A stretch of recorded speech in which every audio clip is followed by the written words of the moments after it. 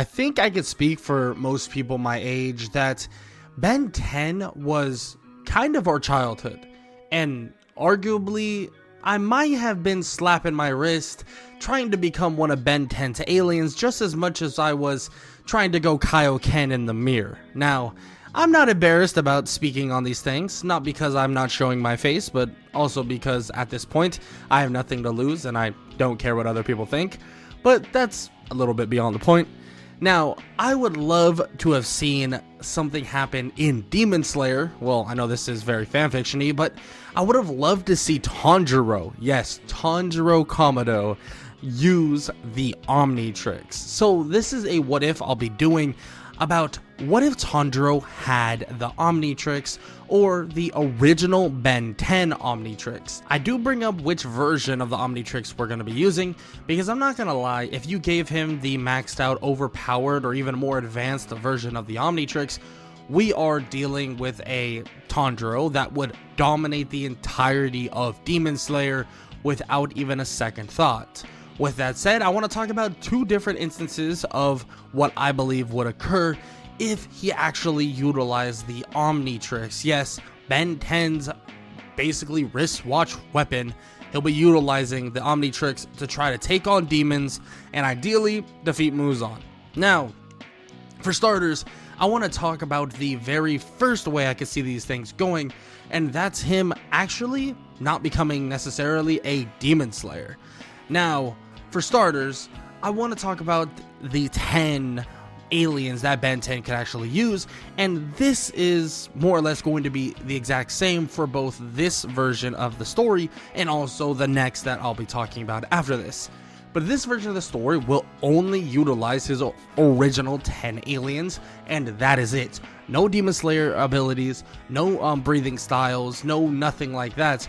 We'll just more or less give him the ability to actually utilize a Nichiren blade, or actually just flat out give him the ability to kill demons by slicing their heads off.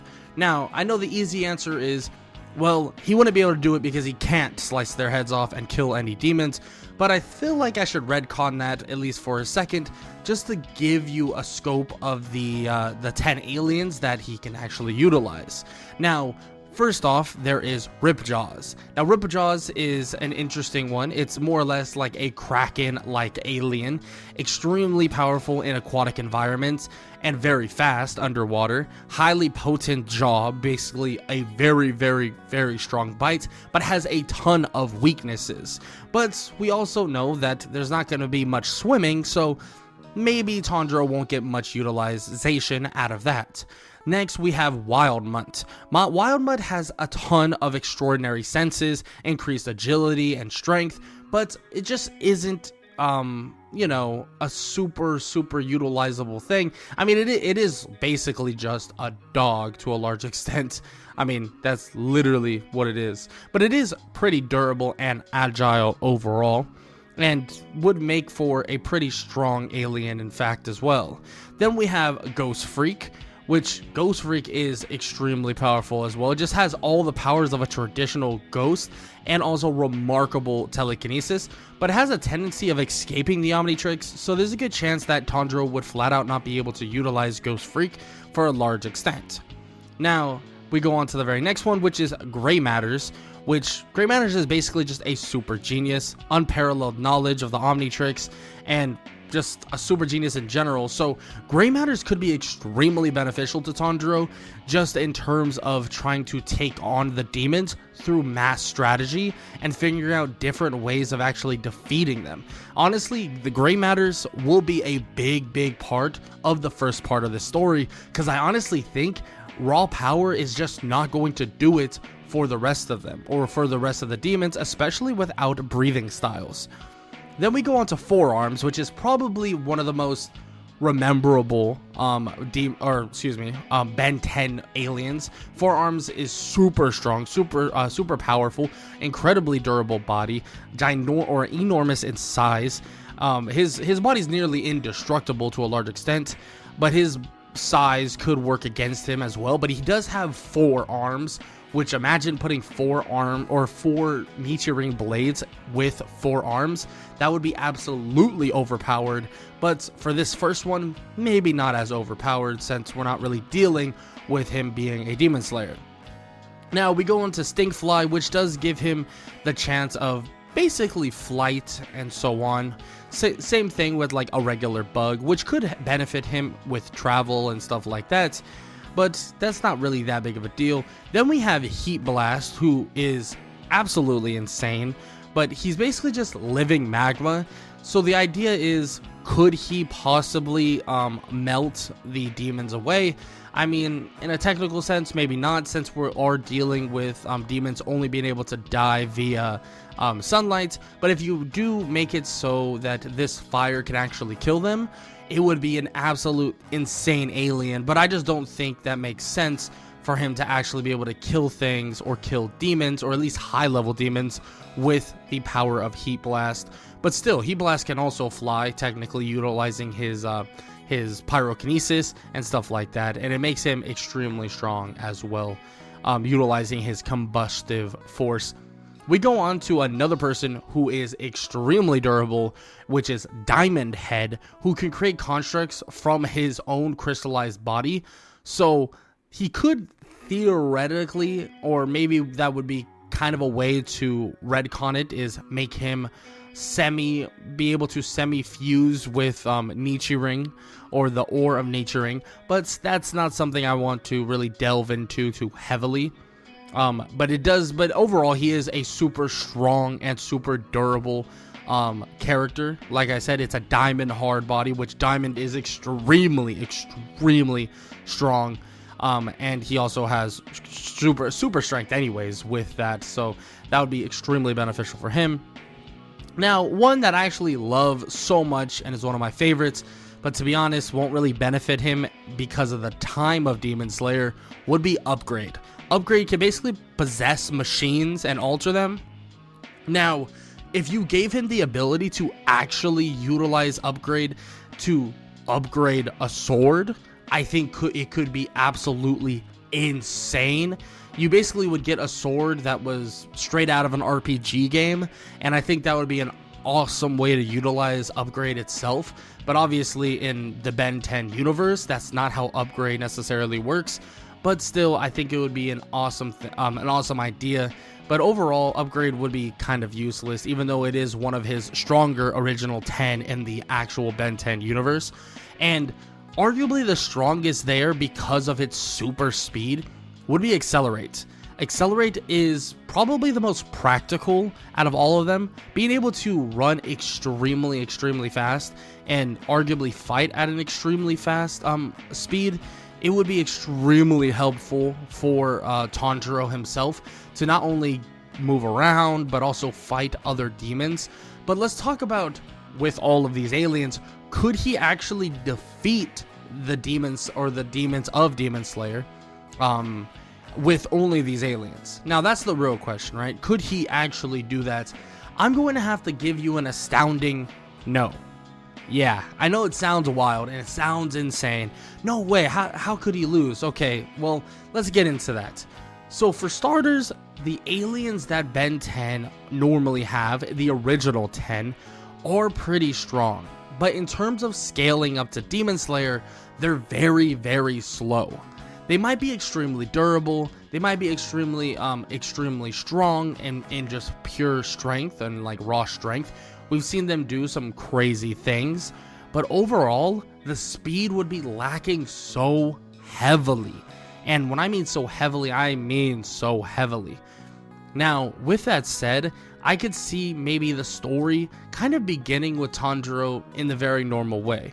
Maybe finding his sister turned into a demon, but then eventually during this time of more or less trying to find her a good place to chill and be okay, he finds the Omnitrix. It's as if it's a gift from the heavens above, and he's able to utilize or start utilizing the Omnitrix to protect not only his sister, but also defend himself from the demons that will hunt at night, because at the end of the day, he's kind of on his own. Some of his most useful, in my opinion, type of aliens would be some of the more raw strength type of aliens.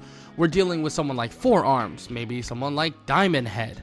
Now, we could even argue that Heat Blast would be able to help him kill lower level demons. And same thing with Accelerate, being able to outspeed maybe some of the other demons that are on the lower scale of level. But at the same time, Accelerate has been said or stated to only go around 500 miles per hour, and that's just running speed. So it's kind of tough to actually talk about how his fight speed is going to be, because I think we all understand that running speed and fighting speed are two very different things. But to say that Tanjiro wouldn't have an impact as, well, more or less Ben 10, or have an impact in this world without being a demon slayer and stuff like that, would be kind of wild to say. I definitely think this version of Tanjiro with the Omnitrix, but no demon slayer training and no association with demon slayers, would actually do decently well. Maybe be able to take out a couple low-level demons, depending on if we kind of shift over the Redcon where he can kind of still fight them even though he doesn't have an Ichi-Ring blade. But a little caveat, and something I referenced briefly, and definitely something I want to talk about now, is the fact that he does have an alien that makes him very, very intelligent, and that's Gray Matter's.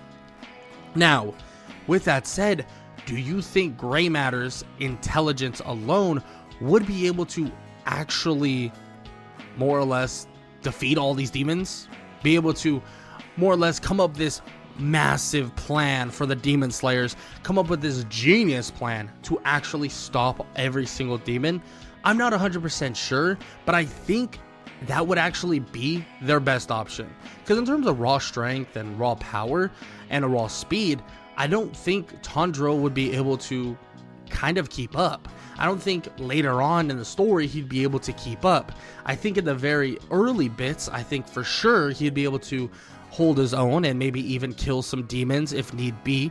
But Gray Matter's, in my opinion, is the main trump card. This little tiny 6-inch tall physically feeble species that is just gifted in super intelligence might just be able to help, because Gray Matter's intellect would allow him to craft highly refined technology, maybe perform delicate renovations on projects, and maybe be able to enhance their technology over time and benefit the demon slayers massively.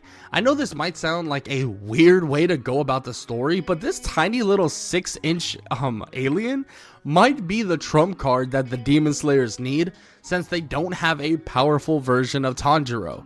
Now, I know that's wild, but it's kind of the truth. Now, we do go into something I want to talk about, especially in this version of the story, and that's, could Tanjiro technically scan a demon? Now, that is a very interesting aspect, because if you do allow him to scan a demon, by the way, I understand that demons are not aliens, so technically, based on those rules, he would not be able to scan them. But let's say he was able to scan the demon. For the most part, normally the Omnitrix upgrades the species to its very peak, so Tanjiro would be able to transform into a demon that is the strongest of all demons, and then fight the other demons. Yeah, seems a little overpowered for me, but I mean, I might say that that's overpowered, but this next part of the story, or this next version of the story, may just be more overpowered than you can possibly imagine. So, just as always, the story begins with Tanjiro's family's passing.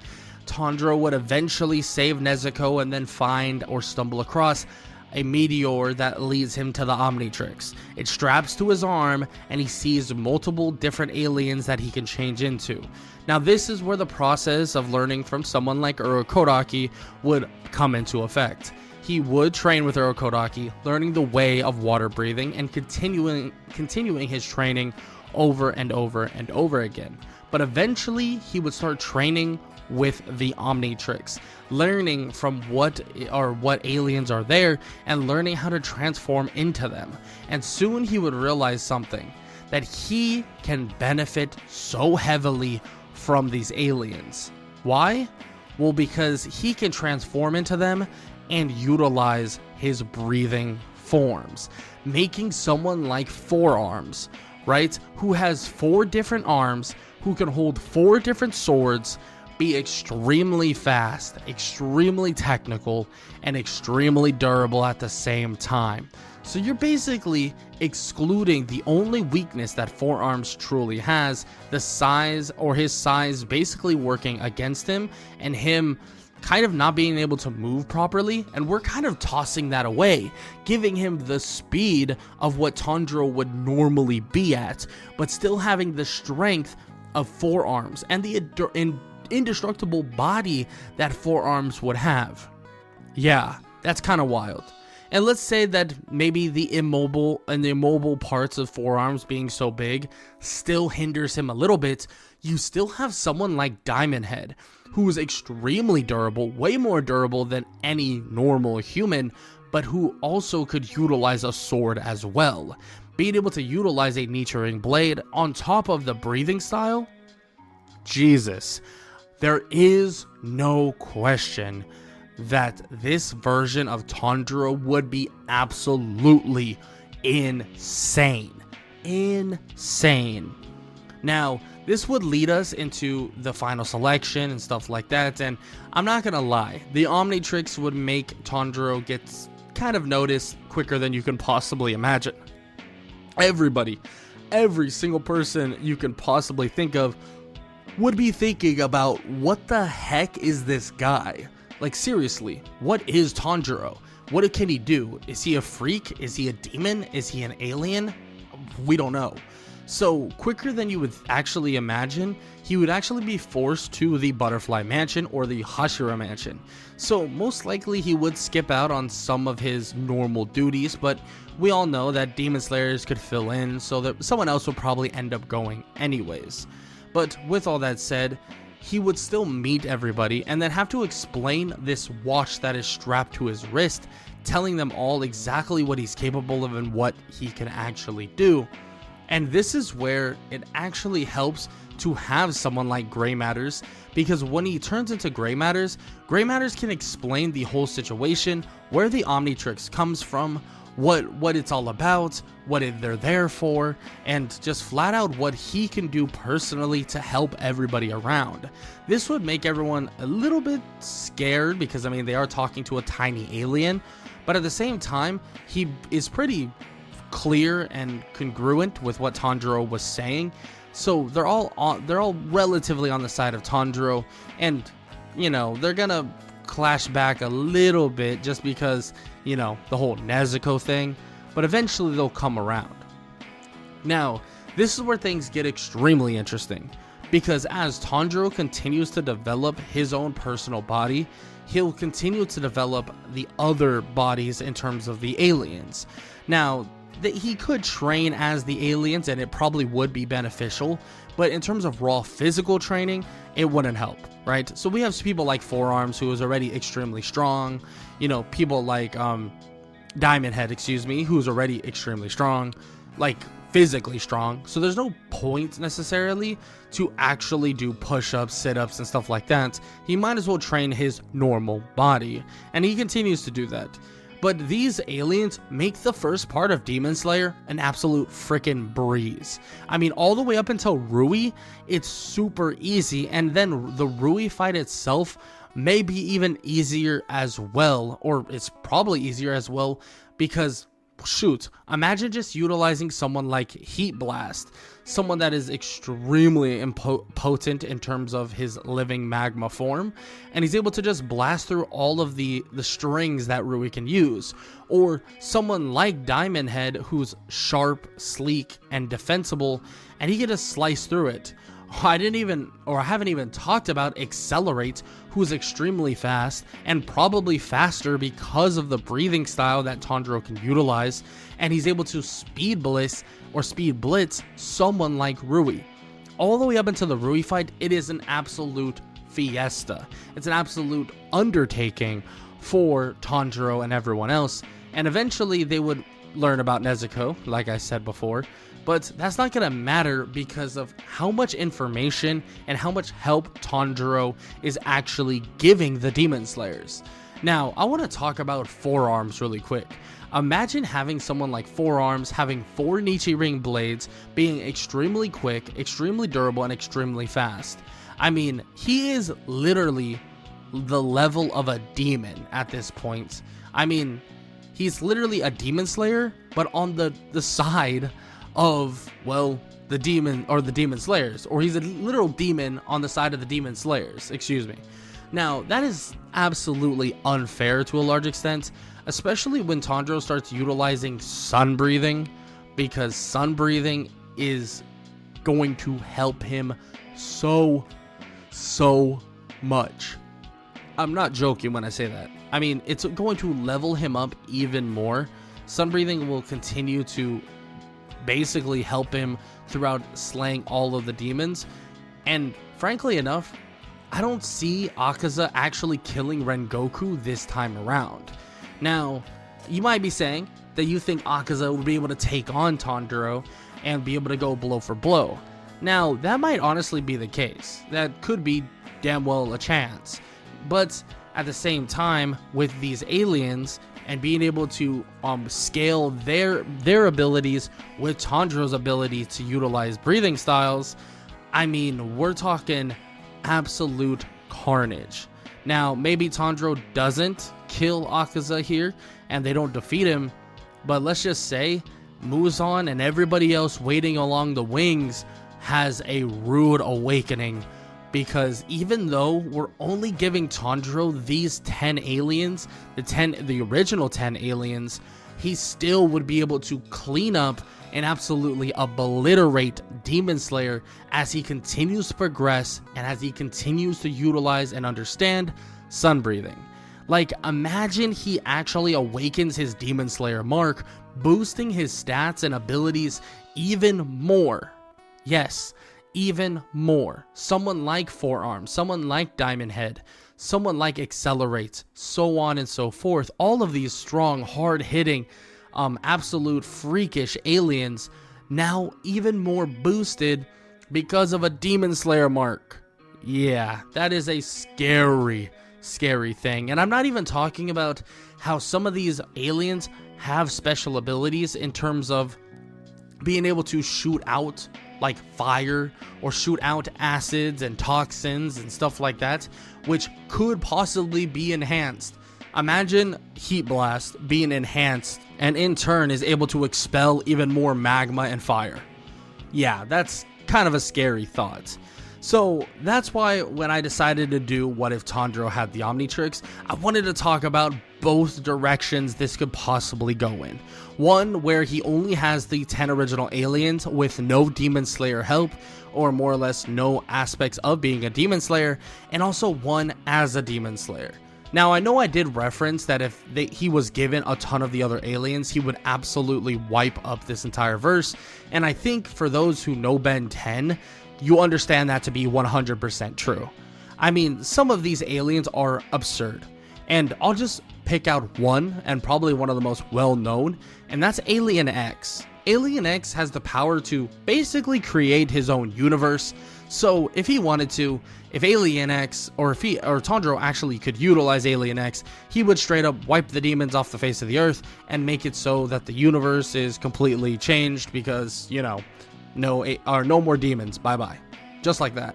So that's why I decided to use the 10 original aliens, even though maybe if I gave him some more leeway, and then got rid of some of the more overpowered ones, or maybe used a slightly more in the future Ben 10, but not super into the future, we could have had a more fair fight between the Omnitrix and Demon Slayer itself. But hey, with that said, if you guys want to see me do Ben 10 versus Demon Slayer, let me know. I can talk about each stage of Ben 10 versus Demon Slayer and see which ones can actually take down Demon Slayer and which ones would fall short. Now, that might not happen for a while, but just wanted to throw it out there.